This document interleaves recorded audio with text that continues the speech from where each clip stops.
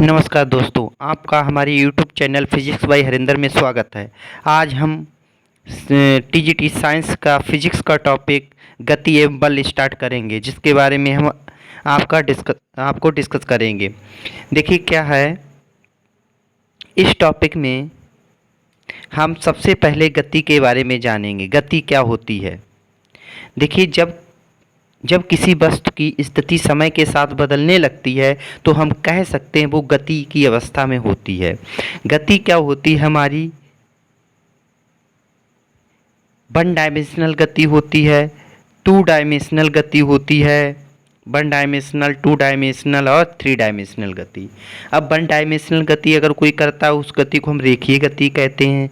Two dimensional गति करता है तो उसे हम समतल गति कहते हैं। अगर तीनों डायरेक्शन में करता है तो हमें आकाशीय गति कहते हैं।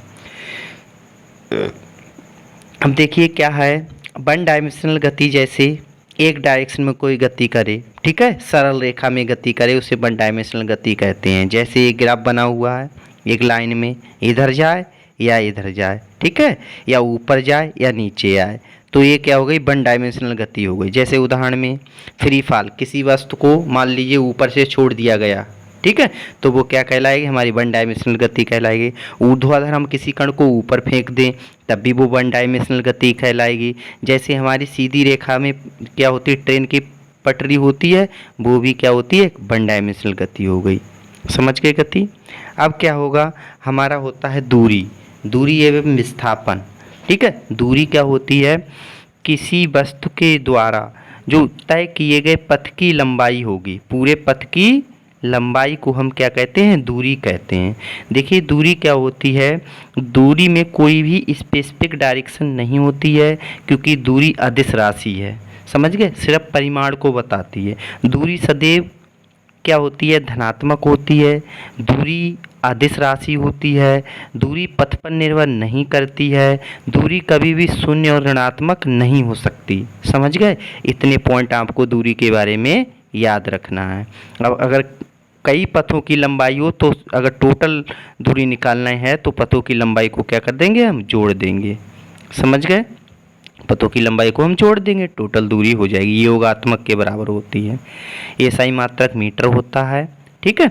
इसके बाद एक क्वेश्चन है, दूरी के लिए सही कथन है। दूरी सदैव क्या होती है, धनात्मक होती है, याद रखना। अब देखिए दूरी मापने के लिए क्या होता है, वाहन होते हैं उनमें क्या लगा होता है, आयोडोमीटर। ये ध्यान रखना, एक क्वेश्चन पूछा गया है कि दूरी को मापने के लिए वाहनों में क्या लगा होता है, आयोडोमीटर।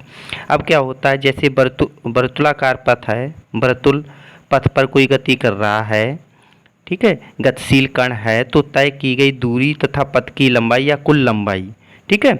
अब इसको निकालेंगे पूर्ण चक्र के लिए। अगर कोई वृत्ताकार पथ पर गति कर रहा है, मान लीजिए ये, इसकी त्रिज्या r है, ठीक है। मान लीजिए एक पूर्ण चक्कर में तय की गई दूरी, पूरा चक्कर तय कर लेगा तो दूरी कितनी हो जाएगी हमारी, 2πr। समझ गए। अगर मान लीजिए यहीं पर कह दिया हमने 14 मीटर त्रिज्या गतिमान है तो एक पूर्ण चक्कर में दूरी तय कीजिए, तो क्या होगा, 2πr, त्रिज्या दी हुई है 28 पाई आ जाएगा। समझ गए, ये वर्तुलाकार पथ पर है। मान लीजिए 10 चक्कर में तय की गई दूरी, 10 चक्कर में तय की गई, 10 से मल्टीप्लाई कर देंगे इसको, कितने हो जाएंगे, 20πr। ऐसे ही अर्ध चक्कर के लिए क्या हो जाएगा, दूरी पथ की लंबाई, दूरी अर्ध परिधि हो जाएगा, कितना हो जाएगा, आधी परिधि हो जाएगा, ठीक है। आधे देखो πr, मतलब 2 से डिवाइड कर देंगे आधे के लिए, आधी परिधि के लिए दूरी निकालना हो। चौथाई के लिए क्या, 4 से डिवाइड कर देंगे जो परिधि है, πr/2 हो जाएगा। ऐसे 3 चौथाई चक्कर के लिए, ठीक है, 3 चौथाई 3 से मल्टीप्लाई कर देंगे, ठीक है। आधे चक्कर के लिए लगाए निकली हुई है ये वाली, इसे 3 से मल्टीप्लाई कर देंगे, हमें 3 चौथाई चक्कर के लिए निकल जाएगी। तो इस टाइप से हम दूरी को निकाल लेते हैं, कैलकुलेट कर लेते हैं। विस्थापन क्या होता है, देखिए विस्थापन, सबसे पहले तो विस्थापन होता क्या है। विस्थापन दिशा पर डिपेंड करता है। यही निश्चित दिशा में तय की गई दूरी होती है जिसे हम विस्थापन कहते हैं, जो अंतिम और प्रारंभिक बिंदु पर निर्भर करती है। किस पे, अंतिम और प्रारंभिक बिंदु पर निर्भर करती है, सदिश राशि होती है, ठीक है। अब ये क्या होती है, दूरी से इसकी वैल्यू कम होती है, ठीक है, प्रारंभिक और अंतिम बिंदु के बीच की मिनिमम दूरी होती है। अब क्या होता है, विस्थापन क्या होता है हमारा, धनात्मक भी हो सकता है, ऋणात्मक भी हो सकता है और शून्य भी हो सकता है। ये सबसे इम्पोर्टेंट क्वेश्चन है। इसका मान पथ पर निर्भर नहीं करता, ये सिर्फ चाहे कुछ भी हो, ये सिर्फ प्रारंभिक और अंतिम बिंदु पर निर्भर करता है। कहाँ से हमने चलना, किस बिंदु से हमने चलना प्रारंभ किया और किस बिंदु तक हम चले, बस इतना ध्यान रखना होता है। ये होता है विस्थापन, समझ गए। अब जैसे प्रारंभिक तथा अंतिम डायरेक्शन, इसका भी मीटर क्या होता है हमारा, मीटर होता है। विस्थापन धनात्मक, ऋणात्मक, शून्य भी हो सकता है। कण की प्रारंभिक अवस्था और अंतिम अवस्था से सीधी मिलाने वाली रेखा को ही हम क्या कहते हैं, विस्थापन कहते हैं। ठीक है, विस्थापन का सूत्र, विस्थापन अगर निकालना होता है तो क्या होता है, अंतिम स्थिति माइनस प्रारंभिक स्थिति, मतलब विस्थापन बराबर हो जाएगा डेल्टा एक्स, और डेल्टा एक्स मतलब अंतिम स्थिति x2 माइनस x1, ये हो सकता है। ओके, अगर मान लीजिए दोनों की प्रारंभिक और अंतिम एक ही बिंदु है, स्थिति समान है, ठीक है, तो उस कंडीशन में हमारा विस्थापन शून्य होता है। ये चीज़ ध्यान रखना, ठीक है, विस्थापन से क्वेश्चन पूछे जाते हैं। अब देखिए यहाँ पर आ गया विस्थापन दूरी में संबंध, यहाँ से बहुत इम्पोर्टेंट ये पॉइंट है। कैसे क्या होता है, विस्थापन भी एक प्रकार की दूरी होती है, बट क्या होती है, मिनिमम दूरी होती है। जैसे हम तुम्हें आपके लिए बताएं, मान लीजिए ये लाइन है, ठीक है, ये यहाँ प्रारंभिक बिंदु ए है, अंतिम बिंदु बी है। यहाँ से किसी ने चलना प्रारंभ किया, यहाँ पर एंड कर दिया। मान लीजिए यहाँ पर कोई चला है 3 मीटर, कितना 3 मीटर, यहाँ पर चला है 4 मीटर, ठीक है। अगर देखा जाए यहाँ से यहाँ तक की पूरी दूरी क्या हो गई, 7 मीटर, ठीक है, ये हमारी दूरी हो गई। विस्थापन किस पे डिपेंड करता है, ये प्रारंभिक बिंदु है और ये अंतिम बिंदु है।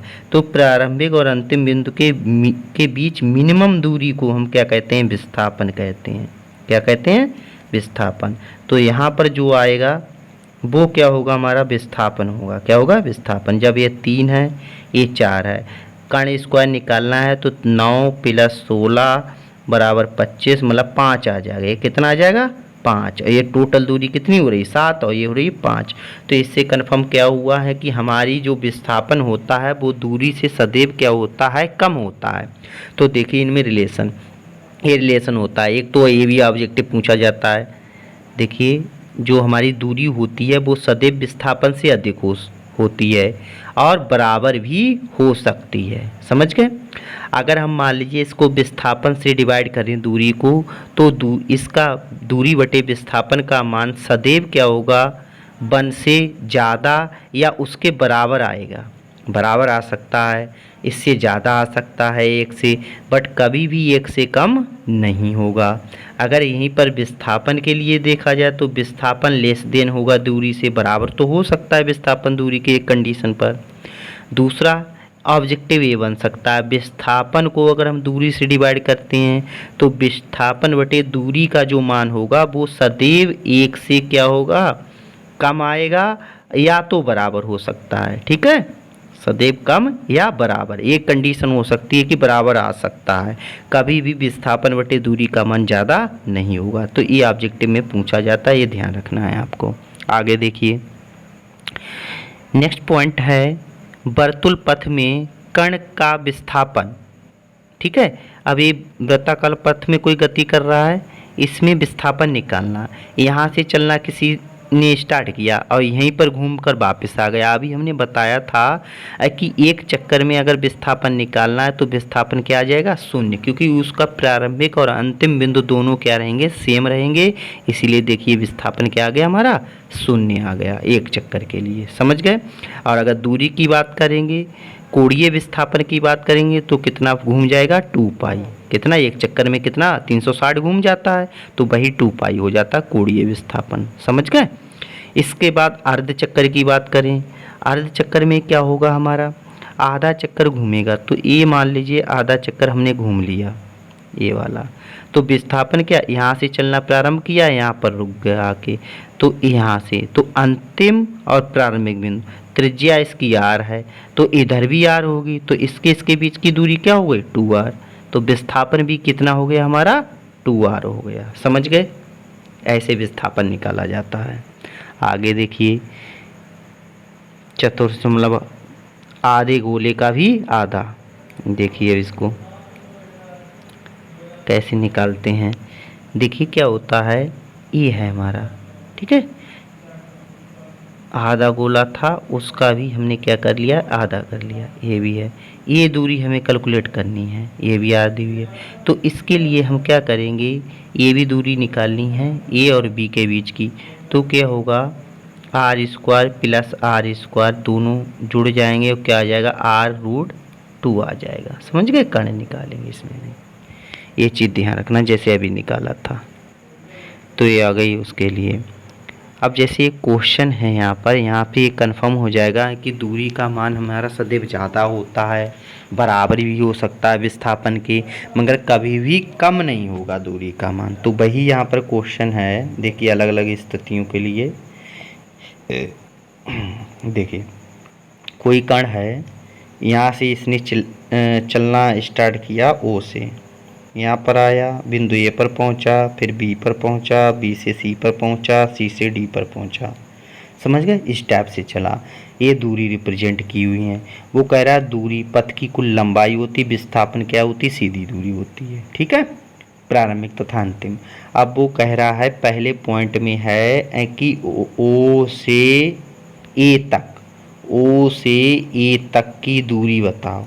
तो ओ से ए तक की दूरी की बात करेंगे तो क्या हो जाएगा, यहाँ पर देखिए ओ का ग्राम मतलब 0 पे आता है, ए कितने पे आता है 4। तो देखेंगे टोटल 0 + 4 कितना हो जाएगा, 4 मीटर। दूरी कितनी हो गई, 4 मीटर। विस्थापन निकालेंगे, प्रारंभिक बिंदु ए है हमारा, अंतिम बिंदु क्या है, ए है। तो अंतिम माइनस प्रारंभिक, ठीक है, कितना आ जाएगा, 4 मीटर आ गया। देखो 4 मीटर आ गया। देखिए इस कंडीशन में क्या हो गई, हमारी दूरी और विस्थापन दोनों बराबर हो गए। समझ गए। तो दूरी विस्थापन बराबर हो सकते हैं, मगर दूरी कभी भी कम नहीं हो सकती विस्थापन से। आगे वाले पॉइंट में देखेंगे, हम समझेंगे। देखिए हमारा क्या है, ए बी मतलब ओ से बी तक दूरी निकालेंगे। तो ओ से बी तक क्या, ओ से ए तक चलेंगे, फिर ए से बी पर भी जाएंगे। ओ से ए तक अभी दूरी निकाली थी 4 आई थी, और अगर ए से बी पर जाएंगे, ए से बी तक, ठीक है, ये 4, यहाँ से कितना हम चले, 2 चले, 3 और 2, 2 ही तो पॉइंट चले, तो 2 पॉइंट कितने हो गए, 6 हो गई दूरी। ऐसे क्या विस्थापन की बात करेंगे, विस्थापन में देखिए हमारा प्रारंभिक बिंदु क्या है, ए है, ठीक है, अंतिम बिंदु क्या है, ए है, ठीक है, 2 पर। अगर यहाँ से देखेंगे तो ये कितना है, यहाँ से 0 है, तो 2 - 0 कितना हो गया, 2 ही। विस्थापन कितना हो गया, 2। तो इस कंडीशन में हमारी दूरी ज़्यादा आ गई है। आगे देखिए ओ से सी, ओ से सी तक। अब ओ से सी, तो देखो यहाँ से आए और यहाँ पर आ गए, तो दोनों क्या हैं, एक ही बिंदु पर हैं। ठीक है, अगर दूरी की बात करेंगे तो 8 हो जाएगी, विस्थापन हमारा क्या हो जाएगा, 0 हो जाएगा। ओके, इस कंडीशन में हमारा दूरी भी ज़्यादा आई विस्थापन से। दूसरी कंडीशन देख लिए, ओ से डी, ओ से डी।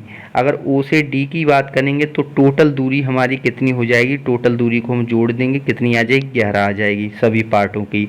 मगर जब हम विस्थापन की बात करेंगे तो देखिए यहाँ से प्रारंभिक बिंदु हो गया और ए डी, तो क्या है, अंतिम माइनस प्रारंभिक, अंतिम बिंदु क्या है, -3 है, प्रारंभिक कितना है, 0 है, तो -3 हमारा क्या आ जाएगा, विस्थापन।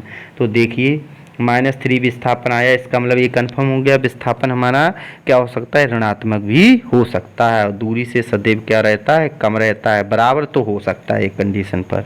ठीक है, आगे देखिए, आगे हम चाल के बारे में बात करते हैं। चाल क्या होती है बेटा, एकांक समय में चली गई किसी वस्तु के द्वारा चली गई दूरी क्या कहलाती है, हमारी चाल कहलाती है।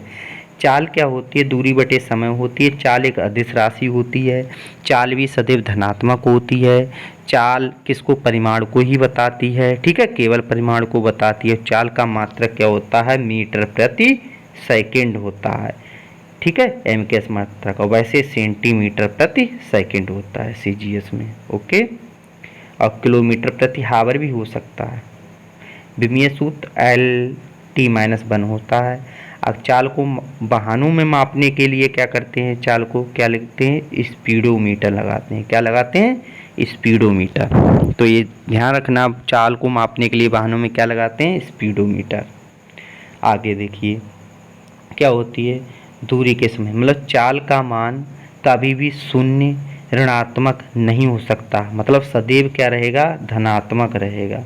चाल सदैव क्या रहती है, धनात्मक रहती है। कैसी रहती है, सदैव धनात्मक रहती है। ओके, आगे देखिए।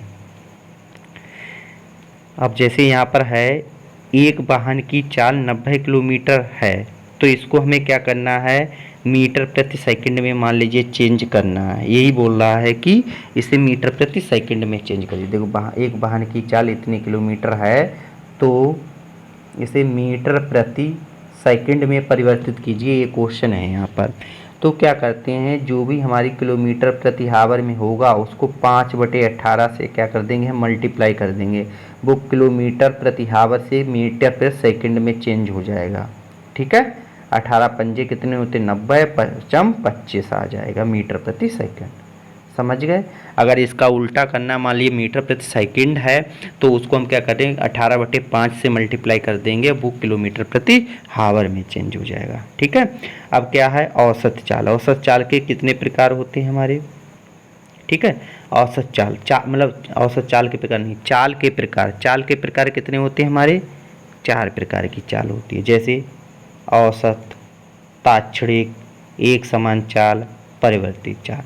अब देखिए औसत चाल का हमारा फार्मूला होता है, औसत चाल बराबर कुल दूरी बटे कुल समय। ये औसत चाल का फार्मूला हो गया। यहाँ पर विभिन्न रूप होंगे। औसत चाल को हम बी एवरेज भी डिनोट करते हैं, बी एम भी, मीन वैल्यू भी, और एवरेज ऐसे भी। कुल दूरी जैसे D1, D2, D3 जितनी दूरियां होंगी ऊपर जुड़ जाएंगी, नीचे क्या होगा, टाइम जुड़ जाएगा। तो यहाँ से एक तो फार्मूला ये हो गया। ठीक है, विभिन्न भागों में हो। इस पर एक न्यूमेरिकल देख लीजिए। इसी पर देखिए कहा गया, एक वाहन अपनी यात्रा के पहले 1 घंटे में 50 किलोमीटर, पहले 1 घंटे में, दूसरे 2 घंटे में 120 किलोमीटर, 1 घंटे में 130 किलोमीटर तय करता है, तो वाहन के द्वारा औसत चाल ज्ञात कीजिए। तो देखिए सभी टाइम को जोड़ लेंगे, सभी दूरियों को जोड़ देंगे, तो कुल दूरी बटे कुल समय, ये सूत्र लग जाएगा यहाँ पर। समझ गए। देखिए ये सूत्र लग जाएगा यहाँ पर, ये सूत्र लगा हुआ है। अब यहाँ पर सबकी वैल्यू रख देंगे। टोटल तीनों दूरी कितनी आएंगी हमारी, 300। समय कितना होगा, 4 घंटे, डिवाइड करेंगे क्या होगा, 74.9 किलोमीटर प्रति हावर आ जाएगा। कितना आ जाएगा, हावर आएगा, यहाँ पर सेकंड नहीं, ये ध्यान रखना। ठीक है। आगे देखिए औसत चाल के अन्य रूप, क्या क्या रूप होते हैं, मतलब उसी चाल में। अब देखिए ये तो कुल दूरी बटे कुल समय हो गया। आगे मान लीजिए आपके पास हमें दूरी नहीं दी हुई है, क्या दूरी नहीं दी हुई है, तो आप क्या करोगे, दूरी की जगह पर, जैसे हमारा चाल बराबर दूरी बटे समय होता है, चाल b हो गई, दूरी d हो गई, समय t हो गया। जब दूरी नहीं दी है, दूरी की वैल्यू निकाल कर bt आ जाएगा, और d1 d2 की जगह पर वही वैल्यू रख देंगे। d1 की जगह पर क्या रख दिया, b1 t1, d2 की जगह पर b2 t2। जब दूरी नहीं दी है, वेग और समय दिया, तो उसके हिसाब से कर लेंगे, तो एवरेज हो जाएगा। ये अलग अलग कंडीशंस हैं। ठीक है, उसी हिसाब से हम फार्मूले को चेंज कर लेंगे। यदि यात्रा में विभिन्न भागों में समय समान हो, तो अब क्या होगा, अब समय समान हो जाएगा तो टी हर जगह समान हो जाएगी, तो टी क्या कॉमन ले लेंगे, नीचे 3t आ जाएगा, और हमारा क्या फॉर्मूला आ जाएगा यहाँ से। अगर 2 वेग हैं तो b1 प्लस b2/2 हो जाएगा, 3 वेग हैं तो b1 plus b2 plus b3/3 हो जाएगा। समझ गए। अब इस पे आधारित क्वेश्चन देख लीजिए।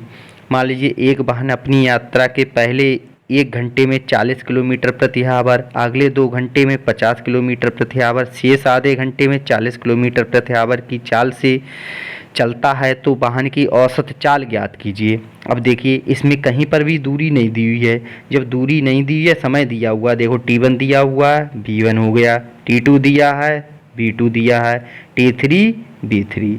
तो इस कंडीशन में हम क्या लगाएंगे, जो पहले वाला सूत्र है वो लगा देंगे। बी एवरेज बराबर यहाँ पर होगा b1 t1, ठीक है, b2 यहाँ पर b1 t1, b2 t2, b3 t3, और नीचे सभी समय जुड़ जाएंगे। देखिए समय कितना बन रहा है हमारा, 3.5 घंटे, 3.5 घंटे हो जाएगा। देखिए यहाँ पर 3.5 घंटे उनकी मल्टीप्लाई करेंगे, जो वैल्यू आएगी वही हमारा क्या आ जाएगा, आंसर आ जाएगा। समझ गए, किलोमीटर प्रति आवर में। आगे देखिए, सिर्फ मेथड आपको पता होना चाहिए, बस आसानी से क्वेश्चन हो जाएंगे। नेक्स्ट क्वेश्चन ऐसे ही है, एक कार अपनी यात्रा के पहले आधे घंटे में B1 चाल से, ठीक है, और एवं मतलब शेष आधे घंटे में B2 चाल से चले। कहने का मतलब यहाँ पर समय समान हो गया, समय समान हो गया तो क्या हो गया, B1 प्लस B2 ये सूत्र लग जाएगा अगर समय समान हो जाता है। समझ गए, समय समान होने पर दो वैल्यू दी हैं। जैसे क्वेश्चन देख लीजिए, देखिए कार अपनी यात्रा के दौरान पहले आधे समय में 40 किलोमीटर प्रति आवर, ठीक है, शेष आधे घंटे में 60 किलोमीटर आवर, मतलब समय क्या है, दोनों में दिया हुआ है आधा आधा घंटा, ठीक है। तो क्या होगा, B1 प्लस B2 अपान 2, 40 प्लस 60 बटे 2 कितना हो जाएगा, 50 हो जाएगा। आगे देखिए, जब प्रश्न में चाल दूरी की चर्चा गिवन हो, मतलब प्रश्न में क्या हो, चाल और दूरी की ही बात की जाए, ठीक है, समय की बात ही ना की जाए, तब हम फार्मूले को चेंज कर लेंगे। तो D1 D2 ऊपर तो रहेगा, नीचे जो T1 T2 है वहाँ से हम निकाल लेंगे। क्या फार्मूला होता है हमारा, चाल बराबर दूरी बटे समय होता है, समय होता है, मतलब चाल हमारी B हो गई, दूरी D हो गई, T निकालना है, तो T बराबर हमारा क्या हो जाएगा, T बराबर आ जाएगा D अपान B। तो हम क्या करेंगे, नीचे जो T1 होता है उसकी जगह पर क्या है, D1 आ गया। देखिए T1 की जगह D1, क्योंकि हमारा जो T बराबर होता है वो D अपान B होता है, तो D1 अपान B1, T2 की जगह पर D2 अपान B2 आ गया, ठीक है, क्योंकि हमें क्या समय नहीं दिया हुआ, इसलिए इस टाइप से हम क्या कर देंगे, चेंज कर लेंगे। अगर दो कंडीशंस हैं, दो के लिए हो जाएगा, तीन कंडीशंस हो तो तीन कंडीशन के लिए हो जाएगा। आगे देखिए, यदि यात्रा के विभिन्न भाग में दूरी समान हो, अब यहाँ पर दूरी दोनों समान हो जाए तो हम देखिए आगे वाला सूत्र ज्ञात करते हैं। दूरी समान होने पर अगर ये दूरी समान हो जाएगी तो हमारी क्या है, यहाँ पर देखिए ये दूरी समान हो जाएगी, 2D हो जाएगा, यहाँ पर क्या B1 इधर जाएगा, क्रॉस मल्टीप्लाई होगी, D कॉमन हो जाएगा, D कॉमन होकर ऊपर क्या बचेगा हमारा 2B1 B2, नीचे B1 प्लस B2 हो जाएगा। ऐसे ही जब तीन होंगी तो क्या 3B1 B2 B3 बटे B1 B2 B2 B3 B3 B1 हो जाएगा, ये एवरेज औसत के लिए। और ये ऑब्जेक्टिव में कई बार पूछा गया, जब इनको डिवाइड कर देंगे, ठीक है, ये दो इधर आ जाएगा और ये आपस में क्या हो जाएगा, उल्टा हो जाएगा, ठीक है। समझ गए इस चीज़ को कैसे, देखिए ये B1 B2 ये ऐसे जाएगा, एक क्रास में इधर जाएगा, ये इसके बटे में आ जाएगा, कहने का मतलब 2 बटे एवरेज आ जाएगा, ठीक है, और इधर ये B1 प्लस B2 के बटे में B1 प्लस मतलब B1 इंटू B2 आ जाएगा, दोनों के बटे में जाएगा तो B1 बटे B1 B2 आ जाएगा, B1 से B1 कैंसिल हो जाएगा, इधर B2 बटे B1 आ जाएगा तब भी कैंसिल हो जाएगा। तो आप लोग समझ गए होंगे, ठीक है। आगे देखिए,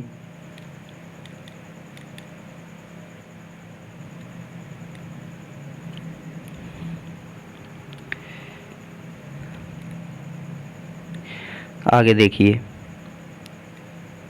ठीक है, ये कई बार सूत्र पूछा गया, देखिए सब आए हुए क्वेश्चन हैं। एक वाहन अपनी यात्रा की पहली आधी दूरी B1 चाल से तथा शेष आधी दूरी B2 चाल से तय करती है तो वाहन की औसत चाल की, देखिए डायरेक्ट सूत्र पूछा गया है कई बार ऑब्जेक्टिव में, ठीक है, TGT में इस टाइप से भी पूछा सकता, अगर वो ना दिया हो तो ये भी सही है, ठीक है, बात वही है, जब डिवाइड करते हैं वही आता है, समझ गए। इस पर न्यूमेरिकल देख लीजिए, मान लीजिए दूरी समान होगी, दूरी समान होगी, कोई कण है वो एक 40 किलोमीटर प्रति आवर से जा रहा है और ये जा रहा है 50 किलोमीटर आवर से, और दूरी क्या है, समान है। अब क्या करेंगे, B1 B2 दिया हुआ है, दोनों की वैल्यू यहाँ पर रख देंगे, दोनों की जब वैल्यू रखेंगे तो क्या आ जाएगा, 44.4 आ जाएगा आंसर, ओके। आगे देखिए, फिर से हमने तीनों सूत्र जो यूज हुए थे, जो हमने निकाले थे, देखिए एवरेज डिस्टेंस वाला है, ठीक है। एक जब क्या होगा, हमारी दूरी ना दी हुई हो, ये कौन सा होगा, जब हमारा समय ना दिया हो, समझ गए, ये है। अब ये कब हो गया, जब हमारा ये कब हो गया, जब हमारा क्या होगा, समय समान हो तब के लिए है, और ये कब हो गया, जब हमारी दूरी समान हो, नीचे वाला ये वाला जब दूरी समान हो तब के लिए हो गया। आगे देखिए, ताक्षणिक चाल क्या होती है, ताक्षणिक चाल किसी विशेष समय में स्पेसिफिक टाइम पर कोई भी अगर चलता है क्षण में कण की चाल क्या कहलाती है? ताक्षणिक चाल कहलाती है किसी विशेष समय में। औसत चाल में अंतराल आवश्यक होता है, अंतराल जरूर होना चाहिए, समय अंतराल, ठीक है। जबकि ताक्षणिक चाल में नो इंटरवल, कोई विशेष समय नहीं होता, ये ध्यान रखना। जैसे t बराबर 3 सेकेंड पर कण की चाल क्या कहलाएगी? ताक्षणिक चाल कहलाएगी, मतलब एक विशेष समय पर, कोई समय अंतराल नहीं होता है इसमें, ठीक है। बोलचाल की भाषा में चाल को ताक्षणिक चाल कहते हैं, ठीक है। वाहन में ये डिजिटल, ठीक है, स्पीडोमीटर लगा हुआ होता है। आगे देखिए, एक समान चाल, एक समान चाल क्या होती है? समान समय अंतराल में समान दूरी तय करे तो वो क्या कहलाएगा? एक समान चाल, समझ गए। जैसे मान लीजिए 1 सेकेंड में, ठीक है, किसी ने 1 मीटर दूरी तय की है, अगर आगे वाले सेकंड में हम उसमें मापें तो भी दूरी वो क्या करे? 1 मीटर ही चले, समझ गए। तो इसी चीज़ को हम क्या कहते हैं? एक समान चाल कहते हैं। समान समय अंतराल में समान दूरी तय करे, ठीक है। दूरी और समय का ग्राफ, दूरी और समय के ग्राफ का रिप्रेजेंटेशन जो होता है वो चाल का रिप्रेजेंट, देखो दूरी बटे समय को किया गया है, ठीक है। नियत चाल को दर्शाता है, ये किसको दर्शाता है? नियत चाल को, ठीक है। ये भी ग्राफ जो खींचा गया है ये भी क्या कहता है? नियत चाल को, एक समान चाल को दर्शाता है। देखिए परिवर्ती चाल की बात करें, परिवर्ती कब हो सकता है? जब समान समय अंतराल में असमान दूरियां तय करें। जैसे मान लीजिए किसी पार्टिकल ने 1 सेकेंड में, पहले 1 सेकेंड में 1 मीटर की दूरी तय की, फिर दूसरे सेकेंड में हमने 1 सेकेंड में मापी तो उसने पता लगा 1.5 मीटर दूरी तय कर ली या इससे कम कर ली। तो क्या है? समय समान है, समय अंतराल समान है, बट दूरियां क्या है? अलग अलग तय की हैं। तो इसी को हम क्या कहते हैं? असमान चाल कहेंगे। क्या कहेंगे? असमान चाल। देखिए इस अवस्था में भी कांस्टेंट नहीं रहता है और d/t भी कांस्टेंट नहीं रहता है। दूरी समय ग्राफ नियत चाल की सरल रेखा ना होकर वक्रीय ग्राफ होता है। क्या होता है? वक्रीय ग्राफ होता है, सदैव बढ़ता है, समझ गए। आगे देखिए, दूरी समय कभी भी ऋणात्मक नहीं होती, ये ध्यान रखना। इस ग्राफ को कभी भी ऋणात्मक अक्ष पर नहीं काटेगा। जैसे ये ग्राफ पूछा जाता है कि ये ग्राफ पॉसिबल है, तो देखिए ये क्या है? ऋणात्मक ग्राफ है, नीचे आ रहा है, तो ये कभी हो ही नहीं सकता, ये चीज़ ध्यान रखना है। ओके, असमान चाल के लिए ये हो गया हमारा ग्राफ। देखिए नोट में लिखा है दूरी समय का मान उत्तरोत्तर क्रमागत बढ़ता रहता है, कभी भी घटता नहीं है, ये चीज़ याद रखना। आगे देखिए ये क्या है? ये भी बढ़ता हुआ मान है, ये वक्रीय ग्राफ के लिए है। आगे देखिए, हमने देखो क्वेश्चन जो हमने बताया था वही क्वेश्चन लिखा हुआ। दूरी समय ग्राफ के असंगत चुनिए, मतलब जो पॉसिबल हो ही नहीं सकता, तो ये पॉसिबल नहीं हो सकता कभी भी। दूरी ये क्या होती है? मतलब चाल निगेटिव नहीं हो सकती, चाल हाँ निगेटिव नहीं हो सकती। आगे देखिए वेग की बात करते हैं, वेग को समझते हैं। देखिए वेग को वेलोसिटी कहते हैं इंग्लिश में। ये परिमाण और दिशा दोनों होती हैं, इसको हम सदिश राशि कहते हैं, और एक वेक्टर सदिश के योग के नियम का पालन करती है, समझ गए। अब क्या होता है? वेग जो होता है वो विस्थापन बटे समय होता है। क्या होता है? विस्थापन बटे समय। ये क्या होता है? हमारे दिशा पर और स्थिति पर दोनों पर निर्भर करता है। इसका मात्रक क्या होता है? मीटर प्रति सेकंड होता है, जो चाल का मात्रक होता है। इसका मान क्या होता है? हमारा ऋणात्मक भी हो सकता है, धनात्मक भी हो सकता है और शून्य भी हो सकता है, ये चीज़ याद रखना। ओके, आगे देखिए ऋणात्मक वेग का केवल परिमाण, ठीक है, चाल को व्यक्त करता है। अगर वेग में केवल परिमाण है तो वो क्या होगा? चाल के बराबर होगा। ओके, आगे देखिए वेग के प्रकार, जो हमारे चाल के प्रकार होते हैं वही क्या होते हैं? हमारे वेग के प्रकार। जल्दी जल्दी देख ले रहे हैं। देखिए औसत वेग, ताक्षणिक वेग, एक समान वेग, ठीक है, परिवर्तित वेग। दोनों में डिफरेंस इतना है, वो अदिश राशि थी चाल, और वेग क्या है? हमारी सदिश राशि है, इतना ध्यान रखना है आपको। आते हैं औसत वेग पर। औसत वेग के लिए क्या होता है? औसत वेग बराबर विस्थापन बटे समय अंतराल, स्थिति में परिवर्तन बटे समय अंतराल। अब क्या है वेग? वेग का देखिए अंतिम स्थिति, प्रारंभिक स्थिति, ठीक है, अंतिम समय प्रारंभिक समय। कहने का मतलब ये सूत्र आ गया हमारा वेग के लिए, x2 माइनस x1 बटे t2 minus t1 delta x अपन dt। डेल्टा क्या होता है, अंतराल को शो करता है, ये चीज़ याद रखना। अब जैसे इस पे क्वेश्चन दिया हुआ है, ऐसे क्वेश्चन पूछे जाते हैं, एक कण की स्थिति एवं समय t के मध्य निम्न संबंध है। जैसे ये संबंध दिया हुआ है x बराबर टी स्क्वायर माइनस 2t बटे 3। अब वो कह रहा है कण की प्रारंभिक स्थिति, ठीक है, प्रारंभिक स्थिति में हमें ज्ञात करना है, ठीक है, दूरी। और प्रारंभिक स्थिति के लिए हमें क्या करना है, दूरी ज्ञात करना है। तो हम क्या करेंगे, हमें विस्थापन दिया हुआ है, उसका एक बार टी के रिस्पेक्ट में क्या कर लेंगे, हम डिफ्रेंशिएट कर लेंगे। जब डिफ्रेंशिएट करेंगे तो क्या निकल जाएगी, हमारी 4 निकल जाएगी। बट हमें तो अभी प्रारंभिक स्थिति ही ज्ञात करना है, दूरी। तो प्रारंभिक स्थिति में क्या करेंगे, हम t बराबर 0 रख देंगे, t बराबर 0 रख देंगे, जो इक्वेशन है हमारी। तो देखिए जो इक्वेशन थी हमारी, ये x बराबर टी स्क्वायर माइनस 2t और 3, इसमें t बराबर 0 रखेंगे, ये दोनों टर्म 0, क्या आ जाएगा, 3 आ जाएगा। कितना आ गया, प्रारंभिक स्थिति कितनी है, 3। आगे देखिए, प्रारंभिक स्थिति के बाद फिर दूसरा क्वेश्चन पूछा गया, t बराबर 3 पर स्थिति, 3 पर मतलब t की जगह पर हमें क्या करना है, 3 रखना है, t की जगह पर 3 रखना है। जब टी की जगह पर हम 3 रख देंगे, 3 3 9, 3 दूनी 6, अब 9 में से 6 जाएंगे, 3 बचेंगे, ठीक है, 3 बचेंगे और ये 3 कितने हो जाएंगे, 6 मीटर हो जाएगी। कितनी हो जाएगी, 6 मीटर। इसके बाद नेक्स्ट क्वेश्चन पूछा गया है, नेक्स्ट क्वेश्चन क्या है, t बराबर 2 सेकेंड और t बराबर 5 सेकेंड के मध्य औसत वेग ज्ञात करना है। तो औसत वेग क्या होता है, प्रारंभिक माइनस अंतिम होता है। अब देखिए ये वाला सूत्र हमारा लग जाएगा।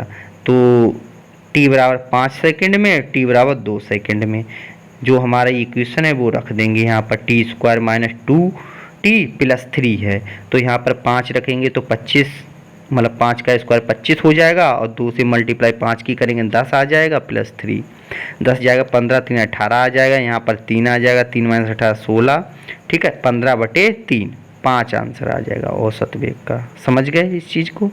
आगे देखिए, आगे ये सूत्र लिखवा ही चुके हैं। ताक्षणिक वेग क्या होता है, जैसे वो भी एक स्पेसिफिक टाइम पर होता है, ये भी सेम क्या होता है, सामान्य बोलचाल में इसे क्या कहते हैं, वेग कहते हैं। विशेष समय या क्षण पर कण के वेग ताक्षणिक वेग कहलाता है, इसमें अंतराल नहीं होता है, ठीक है, औसत वेग लिमिट के अकॉर्डिंग निकालते हैं। आगे देखिए, ये डेल्टा से किस में, डी में चेंज हो जाता है, b बराबर डी एक्स अपान डी टी आ जाता है। समझ गए, इसी को हम क्या कहेंगे, ताक्षणिक वेग कहेंगे।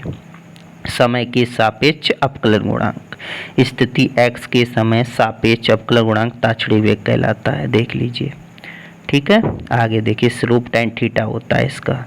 ताक्षणिक वेग पर भी एक क्वेश्चन देख लीजिए इसी टाइप से, इसमें वेग ही निकलवाएगा। देखिए एक क्वेश्चन दी हुई है हमारी, क्या गया, किसी कण पर स्थिति x पर, ठीक है, निम्न प्रकार निर्भर करती है, ये हमारी इक्वेशन दी हुई है। इसको निकालेंगे, ऐसे भी लिख सकते हैं, ज्ञात कीजिए क्या, कण का वेग, ताक्षणिक वेग ज्ञात करना है, ठीक है।